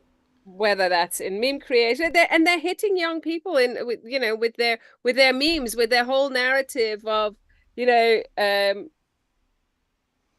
Conservatives and Labour, they're both the same. There's no real difference, with really making themselves look like the proper alternative. And that is something we've got to watch. And that is something we have to figure out a way of dealing with it, because they are incredibly well funded by hedge fund managers, the Steve Bannons of the world. They're buying elections. They're buying countries. That's what they're doing. They are absolutely buying countries. Money. They're using it's not Cambridge Analytica anymore, but they're using that technology and those using that technology to mass manipulate whole countries. Yeah. And that's very worrying, and that is something that we need to figure out a way of combating. I'm not saying I have the answers, but I just, because you talked about it there. Sorry, not Phil. John, you did. You mentioned it. I think that is something we need to find a way forward. Wars aren't fought with soldiers anymore. It's fought with bots and websites. Exactly. So and AI and makes the fact that the Electoral Commission seems to be just completely powerless against that. It's like they're stuck in the last century. No, but it's not the Electoral Commission's job to come up with the rules. They just have to enforce them. And the Electoral Commission is not told to do anything about anything that is on the internet. It's an absolute Wild West. And now we've got AI. It means you've got people literally talking to someone. They think they're talking to a real person who's saying, I'm going to vote reform because they're going to bring the taxes down and they're going to get rid of all the foreigners. And they're not talking to a real person. This isn't the days where you just had one message going out again and again from all the bots. They're actually having conversations with people. And because it's on Twitter or Facebook, they think they're talking to a real person, and it's not. It's just a lot. There was that classic one, wasn't there, where they were talking about, and I went in, instead of saying I went into the pub, I went into the drink place, and everyone was so excited to vote Reform UK. So they're not infallible. No, there's quite a few of them knocking about at the minute. I think I spoke to you the other day about not at the minute. They've stopped now. No, there was that Martin Lewis one where 'cause obviously he came out and said, I do not endorse anything online. So if you see me endorsing it ain't me. And there was one where, again, the mouth was just slightly out of sync. And there's another one now that's selling, I think it's like coffee, like this mushroom coffee or something like that. And it's got Joe Rogan's voice on it. And I'm like, that's not Joe Rogan. Because Joe Rogan has already stated that there's plenty of adverts out there that are not him. But because of the amount of hours that he's got out online, they can just whip any word that he said, any cadence, and put it into the correct sentence and the correct mannerism. Maybe the bot version of him will be a better person. Yeah, that'd be nice, wouldn't it? Alec, thank you very much for the super chat, Alec Barrett. The leader of the Lords is the Baroness of Basildon. Go Wayne. Is that Angela Smith? Angela Smith. Yeah, she's leader of the Lords. Yeah. Oh, that's good. Something, I She's suppose. great. She's really good. Yeah. Yeah. That's a little win for us. Did you see that there was a little sort of I know that we got to live through Rishi's honours list, but did you see there was a load of honours and titles given out in the last week or so? You know, like Cass is now a cross-peer baroness. Oh, is she? And really? all this. There have been a lot of. Oh, yeah. I mean, it went so under the radar. It was stealthy the way that was done, wasn't it? Yeah. So, it's like knighthoods to lots of evil people. No reporting. Knighthoods, the knighthoods that are great. It's no surprise anymore. It's just I mean, knighthoods. You know, Sir Paul McCartney, Sir Ian McKellen, Sir Patrick Stewart. They used to give them to good people. Now it's evil. No, they've never given them to good people. The whole. The original knights were people who would crack open the skulls of peasants for the king. True. You know, they've always been given. I don't know where we get this idea of. And they wore full Iron Man suits. No, but there was the idea of chivalry. Come on, and Actor was a worthy man. All right, Graham, I'm telling you now. If there was a lady wanting to cross a puddle, I would not chuck my jacket down. Love, I've got to walk through that as well. Get on it. I bet you would for me. And they say chivalry. I'll push you in it. I'd walk on your back. So, Wayne, are you single at the moment? Yes. Oh, okay. Right, moving on. And we wonder why. Chivalry is just advanced sexism. It's, look, I'll hold a door open for you, but you have to stay in the kitchen. No, it's what? I am in the middle of a everyone protracted YouTube argument about precisely that, because one guy says, I held the door open for a woman and she got uppity with me and said she can do it herself. Oh. So, Rachel, what was your highlights? What was your lowlights? Well, I mean, lots of good things. I mean, obviously, you know, the way the election went. Low life was obviously reform, the exit vote, and then sort of being okay about 4, and then, you know, Wayne voting for reform and bringing in the 5th one again, so 5. You know, that's a bit. Thanks a lot, Wayne. Bloody Wayne. Wayne. But again, distance is your friend. But some good news. Miriam Cates went. That was good. Joanna Cherry went. That was good. Nick Fletcher. Lot of the 2019 intake of transphobes went. So that I was really, for trans point of view, we got a lot of them out, and I'm hoping a lot of the good got. It's a younger, should we just Labour coming in. So we there's a lot of hope there. Would you like me to quickly run through the list of the big wigs that got thrown out?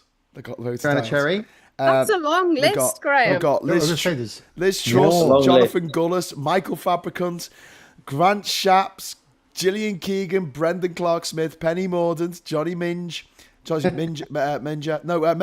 Mercer, Theresa Coffey, Mark Spencer, Lucy Fraser, Michelle Donlan, Jacob Rees-Mogg, Tobias Elwood, Simon Hart, Ben Bradley, David T.C. Davis, Andrea Jenkins, Teresa Villiers, Victoria Prentice, Connor Burns, Alex Chuck, Douglas Ross, Bim Afro-Lamy, Bill Wigan, Miriam Kate, you just mentioned, Peter Bottomley, who was the father of the house, Mark Harper, Mark Jenkinson, Robert Buckland, Will Tanner, and Maria Caulfield. Yeah, I was disappointed that Danny Kruger didn't get kicked out, but Yeah, and Hunt was supposed to go. But I think you said his name wrong. It's Freddie.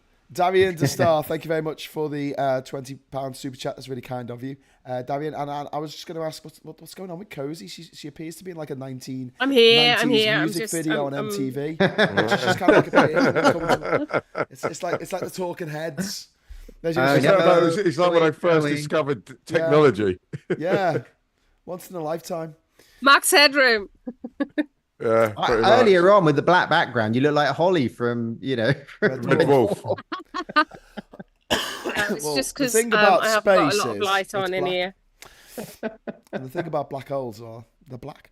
How are you supposed to see them? The SNP have conceded to the Lib Dems in Inverness, Skye, and Rocha, but it hasn't been declared, so that's the last. But we know that's going. So so they're all effectively done. It's just not officially been declared. We could do with a friend from north of the border to talk about the absolute dire state of the SNP. But Rachel, do you need to get going? Do we need to say? I do. Welly night. Welly night. I just wanted to say. I do want to say it was really good to meet everybody last night. And also, I talked to a lot of socialites last night. It was a pleasure to meet you all. So thanks for coming up and saying hello. And I will see you next week. Have a lovely weekend, everybody. Rachel, you're a legend. So that, Rachel. Thanks, lovely to see you. Bye. Take care. Bye. Bye. Okay, so Scotland. Anyone want to just tell us what happened? Yeah, Scotland, ouch. Straight enough. It's straightforward enough. The SNP have been dominant there for a while, so it's like a change. Labour come back, they give them a choice.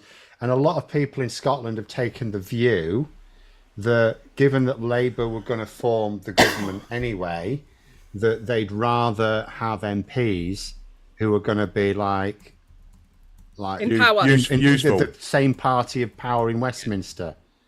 They've still, whether it changes anything in Holyrood is a completely different matter. But for Westminster, they've just taken the view, look, the SNP have been around for a while. Obviously, the priority for people is cost of living, same with everyone else, and good jobs and stuff like that. Labour are sort of credibly promising better times, and they've basically just said, look, let's give them, a chance. And that's all that really is to it. Stephen Flynn just kept his seat, didn't he? So there's still, it could have been worse for him, but it is roundabout in line with expectations. How could it be worse? How many seats did they get? 9? 9. 9. Well, they could have had 3. Right. Oh, yeah, okay. Sorry. They only retained 9. Yeah, 9 seats. Yeah, 9. Absolutely collapsed. So does that mean that they still get that prominent position of being able to ask 2 questions? No, Lib Dems now.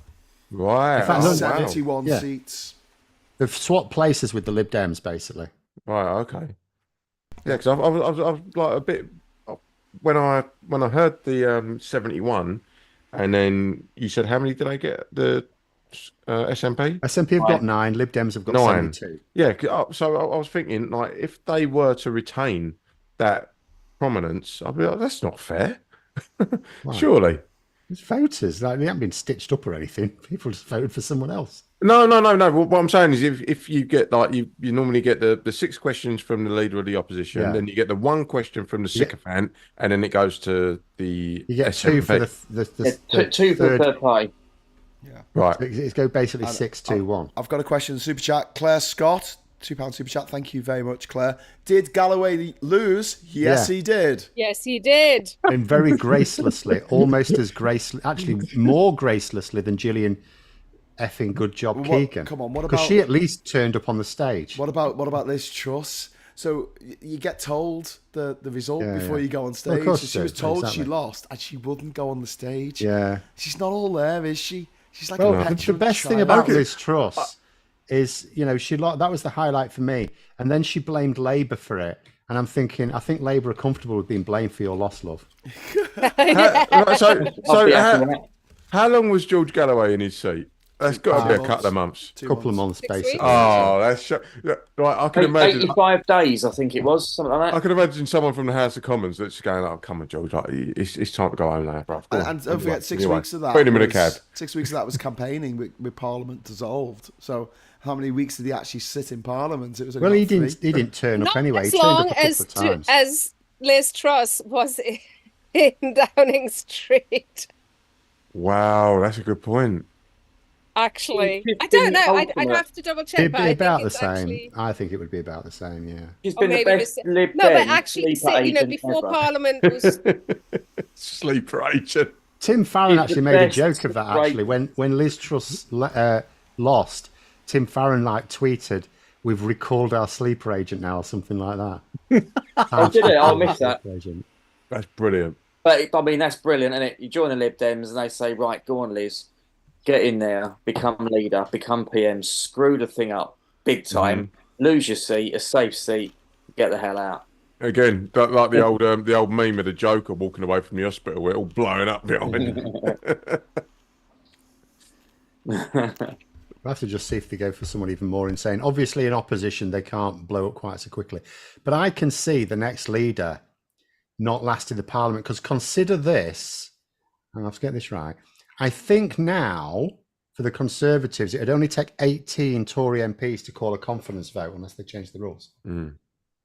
Oh, wow. Is a random question. So it's 410 MPs that Labour have 412, but near enough. 412, yeah.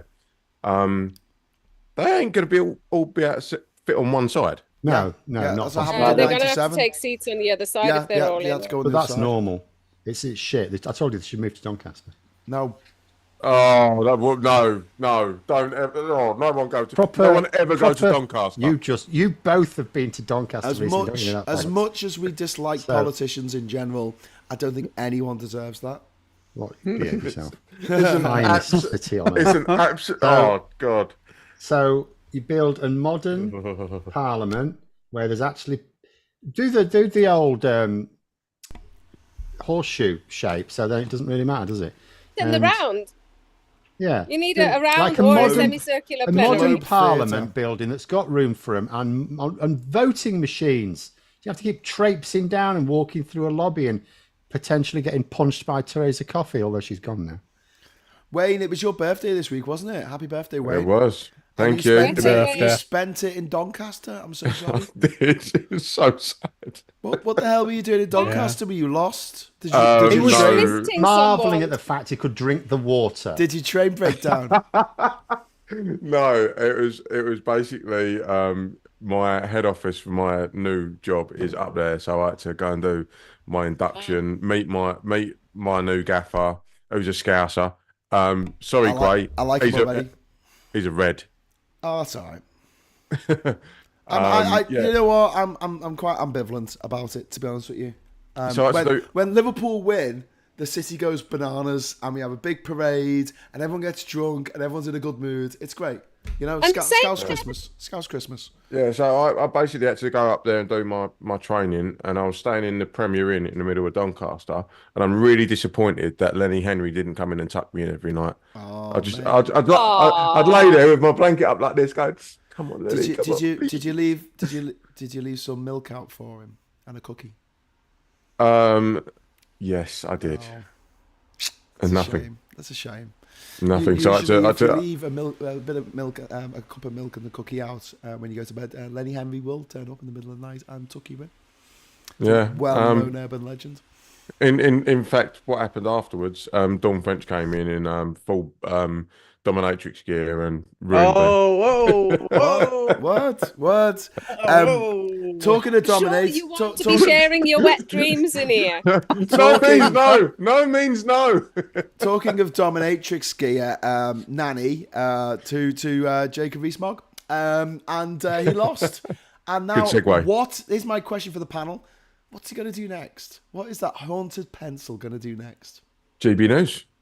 He'll just say what he wants on GB News now. Yeah. He'll be more unhinged on GB News. And What's it going to take to shut down GB News? Jacob Rees-Mogg, he's going to run it into the ground. Well, it's already losing that's a a lot good of idea. money, and it has failed in its objective to. I mean, do they have enough money to keep it going for the next 5 years? I think the only one that's going to run is going to be Talk TV. But even Talk TV have taken their flagship show, the Piers Morgan show, and shifted it online. They've got rid of that already. So, yeah, Talk TV. Well, Piers Morgan show is now an online show. It's no longer no one watches. Yeah, it's no longer a legacy show. I saw. Speaking of these boneheads, like. There's a couple of funny things about Andrew Neil this week. First of all, he was whining that Keir Starmer wouldn't do an interview with him. And I was like, my comment on that was like, mate, at the last election, you couldn't even get Boris Johnson to turn up on your interview, and he's in the party you support. And since then, you've broken your reputation with GB News, and you now just spend your time sulking in a chateau. Why on earth would Labour consider you relevant anymore? And then today, when Angela Rayner was appointed, you go, this is our Minister for Housing, is it? I said, mate, you live in a French chateau. What do you give a shit about housing in this country? Yeah, I think there's been a couple of proposals that I've heard online with regards to manifestos and media interviews. And I agree with both of them. One is that your manifesto should be legally binding. Can't. You can't. What if it becomes for example, like with the Conservatives, for example, legally binding within reason. Like if circumstances change out of your control, then they do all the time. And all you would do, politicians are tricksy. They would just change the wording to make it really easy. Yeah, to fluffy. It's utterly pointless. No, it's absolutely pointless. The best thing you could do is have an independent body audit them all as if it was like the budget or something like that. Yeah, okay, yeah. Do that. Have a manifesto fully costed and audited by an independent body. Yeah, and the other thing is, I would say that all leaders should be grilled. Like they can't refuse a certain interviewer. Like say it was like Paxman or something like that. You would have to appear with Paxman or another independent media body. How do you legislate for your approved list of interviewers? Well, no, you have a panel of interviewers, and just they've all got to be spoken to. But some of them are shit. Well, this is the thing, and that will come out in the wash. No, something like this. I mean, we didn't even used to do this. I think you do whatever's necessary, whatever the public would expect you to do. Starmer did too much in this thing. That Sun thing was an unnecessary risk, which arguably cost him Jonathan Ashworth, as well as maybe a couple of other seats. It's up to you how you run your campaign, as long as it's honest. I would focus on stopping them telling deliberate lies. Yeah, that's what needs to happen. There needs to be a review that stops them lying. But this is where you need to have that panel of interviewers that will cross-examine them. No, you don't, because that's too subjective. You can get people. You get people who are like any of these journalists. Like some of them will be good and objective, but all of them will have anyone that's suitable to interview a politician is themselves political, and they could be party political. You've got no way of forcing them to be objective. You just have to hope the good ones are. So you've got to give politicians the right to, and if they want to say that politicians then running away from scrutiny, then let that be reported, and let the politician decide what in their own interest. But the only thing we can realistically do, you can audit their manifestos to an extent, at least in terms of costings, and you can sort of ban dishonest campaigning. You could legislate against that. There should certainly be a review because we need to stop this dishonesty. But you can't tell a politician what events they've got to turn up to and how to run their campaign. The reason I say that is because you see so many politicians, like for instance, like Sadiq Khan will not go on with Nick Ferrari, right? He just out refuses. He'll go on with James O'Brien all day long, and James O'Brien will give him a dig every now and then, but not as hard as I would like. And then at the same time, you've got other people like Ian Duncan Smith that will go on with Ferrari, but wouldn't touch James O'Brien. Yeah. Because they all want an easy ride. And I think, no, you you need to have a tough time. You need to have a tough time. Yeah, you need to be scrutinised properly. But sometimes it's not scrutinised properly. It's just scrutinised by someone who's your political opponent. So leave them to it. And if, and then there's nothing to stop them complaining, we asked them to come on the show and they refused because they're cowards. And then, let it be decided by the people whether or not they think it was reasonable to go on it or hide away from it or whatever. Yeah, okay. We can disagree on that one. Political interviewers are just as politically biased as politicians, only unlike the politicians, you don't know they don't always know who they're backing. Yeah, but if there's like a spectrum of political but who decides what it is? Well, because you've got to then giving someone a subjective... The broadcaster. Yeah, but then they're also politically biased. Anyone at all involved in the process is politically biased. It's just that some of them will be decent enough to be aware of that and make sure that they're being scrupulously objective, and 99% of them won't.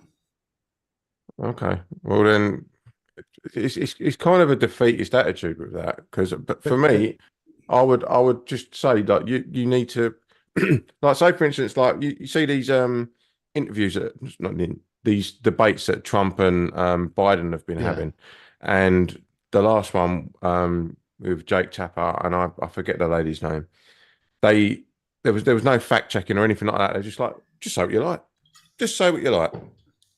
When realistically, to get an objective view, there should be someone there saying that's not actually about correct. Legislation. That's about standards in journalism. Yeah, but what I'm saying is the standards in journalism are that bad because everyone wants access. They're that bad, access. But I don't think you can legislate for the standards in journalism. But what I think you can legislate for is to make sure that your press and your broadcasters have some sort of independence, so that maybe the way you can legislate is by making sure that that the BBC's independence is definitely warranted, making sure that you don't have the majority of your press in the hands of a couple of gazillionaires, really. It's not through regulating the journalists themselves that you're going to achieve that, but there must be another way. I'm not quite sure how well I'm articulating this, frankly, probably badly, but I think that's where the problem lies. Is we are being mass manipulated. We can see that that's clearly happening, and they have the right wing, the fascists, the people. They have a lot of money because they're making money on hedge funds. They're making money out of chaos. So Phil, how would you mitigate that particular thing when it comes to bias? Like, how would you make sure let a politician choose how they want to run their campaign completely? They just can't lie. You legislate against things that can be objectively judged. Yeah, but how do you say that? You say they can't lie? If they don't want to do any interviews or debates, then they don't. And then the public can go, oh, you seem to be hiding away. Leave them to it. Let the public decide whether or not they're presenting themselves for scrutiny. And again, why did we have leaders' debates that didn't have the true and fair part? we saw a lot of Reform UK and very little of the Greens. Yeah, I mean, that's another thing. The Greens I would are a well-established, serious political party. They've been around for decades. They're part of an international movement. They should have more clout, and even if they haven't got as many MPs, or didn't have as many MPs, they did though. So what should have happened? What I would legislate for is that actually the media would have to cover each political party in roughly proportion to its standing in the previous parliament if it comes to, say, a general election campaign. And that would guarantee, why that in proportion? And that would stop you over platforming one small party and under platforming another. I just want to jump in. We got a super chat from Christine Cash from all the way from the United States of America, $5. Rees-Mogg can go back to his job as a Victorian undertaker. Right, back to the chat. Guys, I'm going to make highlights and lowlights. My lack of sleep for 2 days is, I think, catching up with me. Cause what time did you get in last night, John? This afternoon. This afternoon. John didn't sleep. Says it all. John didn't sleep. I got 10 minutes. I have a witness. Didn't I, Graham? You slept for about half an hour to an hour, I think. No, it wasn't. It was 10 minutes. I set the timer on my phone for 10 minutes. That's all I got. I didn't even get that. I just kept going. I got to the station yesterday, and it said like you've got like 20 minutes to get your train from Fenchurch Street. And I was like, I was contemplating whether just to turn back round and say like, can I just crash on the floor? I just thought, fuck it, I've already started there.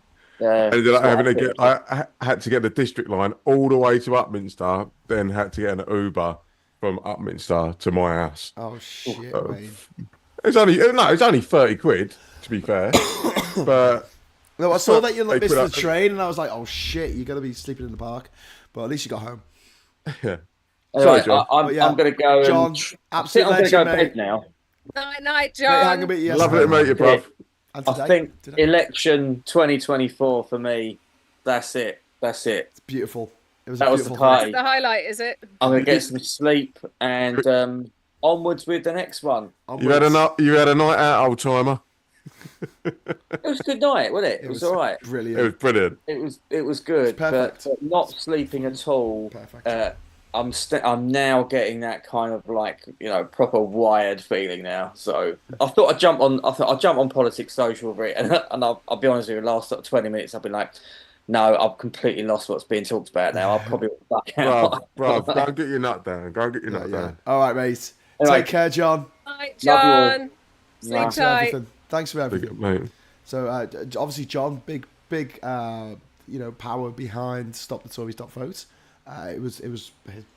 He was one of the founders of the project, so really satisfying to see that all come together. And he was one of the founders. He's not dead. He's just going to bed. No, I was saying he was because it happened in the past. Okay, he is one of the founders. Oh, I'm being handed a cup of tea. Oh, thanks, Heather. Cheers. Oh, I got a cup of tea. That's very nice. Thank you. Anyway, I bet that's an Irish cup of tea. Can I come back to highlights and lowlights? Just before you do, I'm getting a message off Rachel saying I've got to go to bed. She says finish the broadcast at 11 and get yourself some sleep. I told her I was going out clubbing, and she doesn't believe me. So you're not going out clubbing tonight, are you? Yeah, I'm in London. Come on. I went. Well, nah. I'll get right. I mean, apart from obviously the highlights of all these mendacious people losing their seats, another highlight for me today was hearing adults put into positions of power. So, Lammy, Foreign Secretary, Cooper as Home Secretary. It's like such a relief. So that for me was another highlight today. It was like, these are politicians who are, it's like capable. Finally the adults are in charge. Capable, competent. Competent people. Like I feel so much people. better about the Home Office with Yvette Cooper at the helm. Yeah. And another, but that said, and I've got to tell you something else in a minute. A low point for me was discovering that where I live and in many other places up and down the country, refuck came second. I do not feel safe where I live, knowing that of my dear neighbours, I'll feel safe when I come visit you, Wayne. Because you'll be with me. No, I'm hiding because I'm ashamed right now. I don't. Yeah, but it's not you who voted for them. It's your neighbours. Yeah, but I have issue with. Cozy, of those people who voted, a lot of them are just doing a stupid thing. They're not necessarily like proper psychos. I know a proportion of them will be proper psychos, but the vast majority won't be. They'll just be idiots. The vast majority won't be, but they will be hoodwinked into following psychos. And yes. I come from a country that knows exactly how badly that can go wrong. Yes. So, I don't... But Labour's got the chance now to start putting things right and start making things right for working people across the country. And if they can make it so people feel like their lives are getting better for a change, then... reform can go to hell. Like, people aren't going to... I agree with you that, that is the way how we fight reform, is by making sure that people are living happy lives. But then it still means that people are not more educated about politics. It means people are not wise. They're not less vulnerable to the populism. And it worries me. It really worries me that more of my neighbours voted for Reform UK than for the Conservatives or Greens or Lib Dems. Greens were third, Lib Dems were fourth. And I know both the Green and Lib Dem candidates, and they are wonderful people. That didn't mean anything.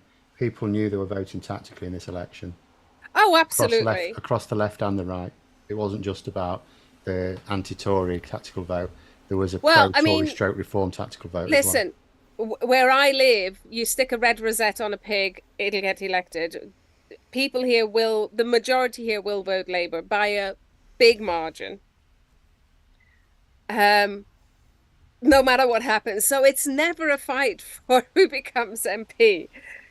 But it's always interesting to see. But even what I'm saying to you, even the people who voted Reform weren't voting for Reform. Some of them were just voting because they're on the right and they couldn't bring themselves to vote Conservative. Vote. They were making a protest vote. So not all of them were necessarily believing all of Farage's rhetoric. It may just be some of it. Remember, like I said, some of their policies like raising the threshold income tax by £20,000, that can just get someone's vote.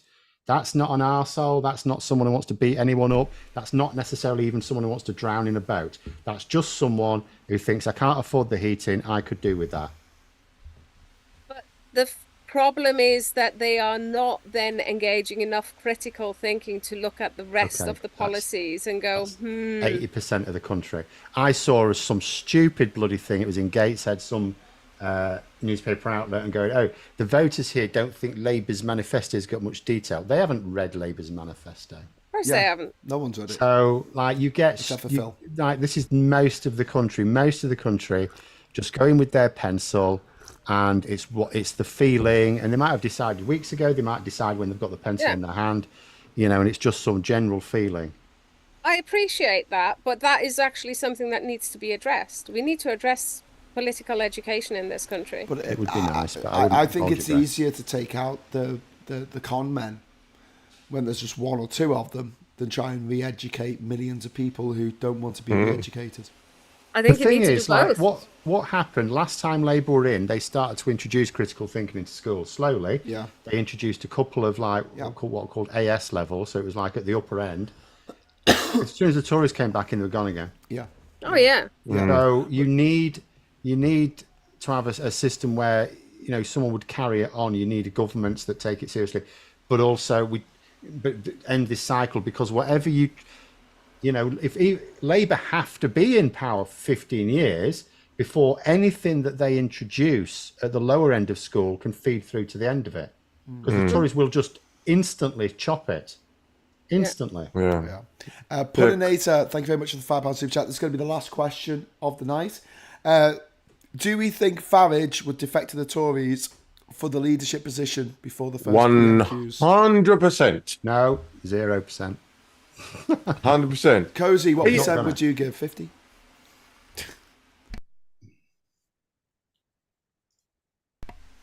So go on, Phil. Why 0%? Because at the moment there's no point in him doing it. Like I'm sure he'd like to take over the Conservative Party. It's not ready for him yet. Wayne, he needs someone to fail. Wayne, why 100%, Wayne? Because he's an ego fucking maniac. That's true. And if he's got an opportunity, because the only way that he could become prime minister is by infiltrating one of the established parties. It ain't going to be Labour, and as far as we can see from recent actions, the Tories are cosplaying as refuck, right? So if he can transpose himself into the Conservatives, there's enough Conservatives that'll be like, do you know what? This is the only way we can get back in, and they will endorse him, 100% endorse him, because look how, as I say, how he was at conference. They were all over him, like flies on shit. Yeah, I think he needs them to lose another election. He might not live that long, and a light aircraft might crash into him. I'm not sure that's a disadvantage. I'm not wishing anyone. Well, dead. didn't he say he wanted to be Prime Minister by 2029? I know he says a lot. He says a lot of things. Yeah. Yeah. Well, this is his 8th go at getting into into Parliament, not into Parliament. Yeah. He's finally done it. There was no one thought of dressing as a dolphin. I mean, I liked the Labour candidate's style. Don't get me wrong. I liked his style, but did it not occur to him just to dress as a dolphin? Billy Kershaw saying Parliament will destroy Frottage. I don't think it will. I think it will just empower him. This is a guy who's been on Question Time 38 times and he hasn't been an MP. If Labour take it seriously, they can absolutely crush him, because first of all, there are already standards he will be subject to, and he'll whine. Yeah. He'll just like Boris Johnson whined. Oh, it's a witch hunt. It's a stitch up. Those standards will still apply to him.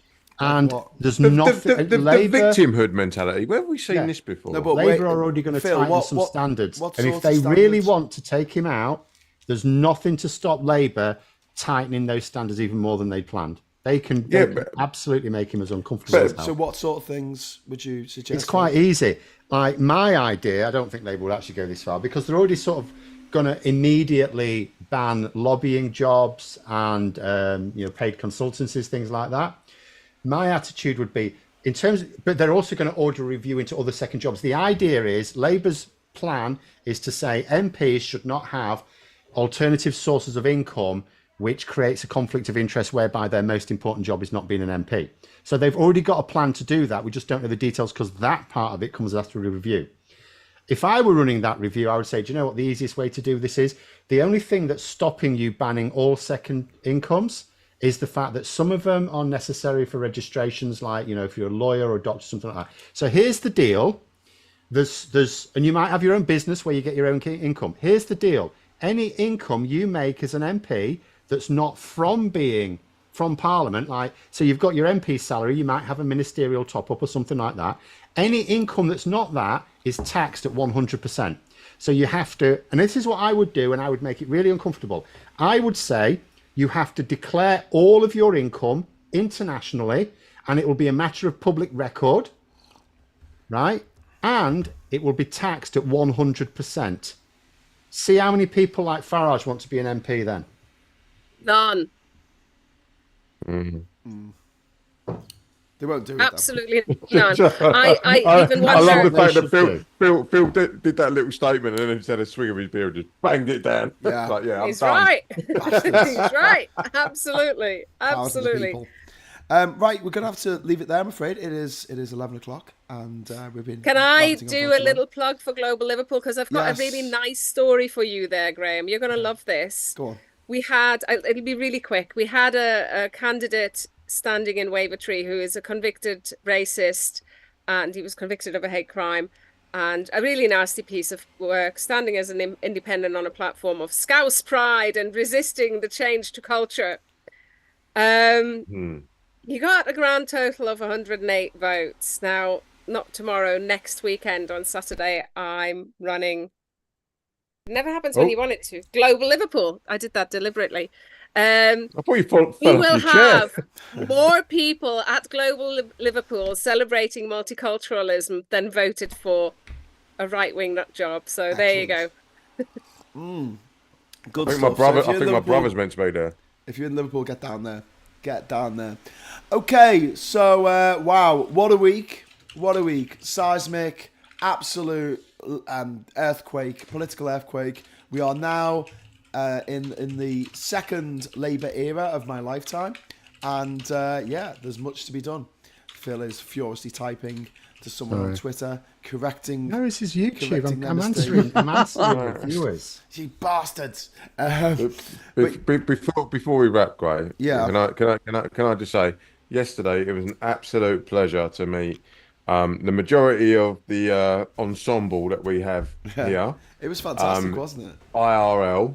Yeah. I'm sorry I missed you all. It's all right. We won't forgive you.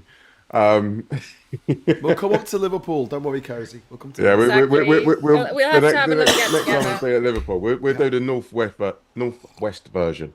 Yeah, so I met everyone that we normally do the show with, plus Femi, Marina, and just loads of people, and loads of randoms were coming up to me. Oh, you're Wayne. I'm like, yeah, I'm Wayne.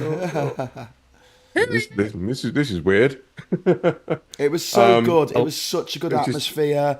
I came out with my little phone. You came out? I didn't know that. Yeah, I came out. But also, I was holding my phone in the bit where everyone was getting the countdown to the exit polls coming out. And it was just seeing all these people that I knew and that knew me and just having that connection. I don't think I've had a night like that since COVID. Like, COVID just ruined all that for a lot of people. Yeah. And to have a night out where you see people who you know and love, it was phenomenal. It was such good atmosphere, and it was, honestly, I think that's got to go down as one of my most perfect nights of my life. It was just absolutely perfect. And then fucking Carol Vorderman turned up, and then Liz Truss lost a seat, and it was just like, this couldn't get any better. So, yeah. And we made so much press as well. That picture was just I know. around. It was like so. We had a Reuters photographer and a Reuters videographer on the stage looking at us while we were looking at above them at the screen. So it was just a perfect opportunity to get some. It was so surreal, surreal. But that picture of like Tan, just like it's phenomenal. It's a work of art. I am going to try and get those actually printed out onto prints and put on the wall because I think they're absolutely beautiful. But yeah, we won. I'm not used to saying this, especially as an Everton fan and a member of Labour. We won. Yeah. My God, I've kind of forgotten what it feels to win something. We might even win the quarterfinal at the weekend. I don't know. Great. Before you go, can you send me a picture of that page from the Guardian, because I want to share that. What, this one? Yeah, that one. I'll get that. Yeah, send me a picture of that on the chat. Yeah, I'll 5 minutes of fame. 15 minutes. Just out of interest. Do you want to hear my highlights and low life? Yes. Low life? Low life. Yeah, well, low light's what you should say, but yeah. My highlight, picture the scene, when it's counting down to the exit poll. My wife's got it on the phone. She's got her earphones out, and I'm sat there, and my son's sat there. He's just come back from work. And all of a sudden it comes blowing out, and all we see is this orgasmic heavy breathing, and he goes, "Oh my God, oh," and I sat there. We all looked at me, my wife, think, "What are you watching?" So, yeah, it just sounded because We could have thought it was some sort of like dodgy porn sites you were watching. It was bad. But my low light was on Thursday. I got thrown out of a Nigel Farage for PM page. What were you even doing there? I think what did it was when I put that James O'Brien interview with Nigel Farage all them years ago. I think that's what got me thrown out. And I was doing I did a couple of News Thumper headlines as well from Facebook as well. I think that's what did it as well. So I got thrown out. Yeah. That last year I'm all light because I was having too much fun because I was winding people up. Yeah, so you was trolling. Yes. My guy. Well played. Help myself. It was one of my mates. So he's a bit of a Bradford City fan. He sent me it, and I thought, "Why would I want to do?" And I thought, so then I just decided, right, I'm going to have some fun here, and I was proper having some fun. Yeah, Joe. And I was just about. Yeah, go on. No, there was a site or a page years ago on Facebook, and it was just someone invited me to it, and it was just basically racist, homophobic, transphobic stuff. And I was just sitting there in the background, just like, and I was seeing like people that I know on there, and I was like, right, I'll get you, like your card is marked. And then in the end, I just like dropped in a little hand grenade and just left. So it's mad what people think they can get away with online. Yeah, the only thing is, I didn't leave. I just stayed for as long as I just couldn't help myself. Cheers, Dowd. Listen, I've got to call it because I'm going to fall asleep. So anyway, that was my marathon. I was up at 6 yesterday. All through the night last night. Well done, Graham. Let's have a round of applause for Graham because seriously, well done, kids. I couldn't do it anymore. Marathon. I'm kind of giving up for my world record attempt later in the year. I'm going to try and get 45 minutes. 45 minutes. Wow, that'll be long. 45 hours and 45 minutes. That's the Guinness World Record that I'm trying to beat for the longest live stream. Longest uninterrupted live stream. I probably would have got away with that because I haven't had. The last time I was asleep was 5 a.m. Thursday morning. Oh wow! You said the same as Graham.